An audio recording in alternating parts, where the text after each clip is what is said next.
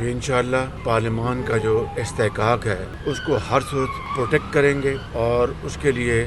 پوری پارلیمان یکسو ہے، اور اس میں کوئی شک کی گنجائش قطعاً نہیں ہے کہ پارلیمنٹ جو ہے وہ اپنے دائرے میں رہ کے وہ اپنا حق جو ہے اس کو منوائے گی۔ ثاقب نثار صاحب نے وہ کلیدی کردار ادا کیا میاں نواز شریف کو ڈسکوالیفائی کروانے کے لیے، جھوٹے اور بے بنیاد الزامات، اور دن رات ثاقب نثار سو موٹو کا اختیار استعمال کرتے تھے۔ کہیں عوامی مفاد کا اگر کوئی ایک بھی انہوں نے کیس سو موٹو کے تحت لیا ہو تب تو بات تھی، وہ صرف اور صرف عمران خان نیازی کو کامیاب کرانے کے لیے چیف جسٹس کے طور پر نہیں بلکہ پی ٹی آئی کے ایجنٹ کے طور پر وہ کام کرتے رہے، اور ساری ان کی جو یہ ساری ایکسرسائز تھی ایک ہی اس کا نقطہ تھا کہ نواز شریف کو ہروایا جائے اور عمران نیازی کو کامیاب کروایا جائے۔ اب ان کے بیٹے کے جو آڈیو لیک سامنے آئی ہے اس کے بعد کوئی شک رہ جاتا ہے کہ یہ ایک سازش ہے،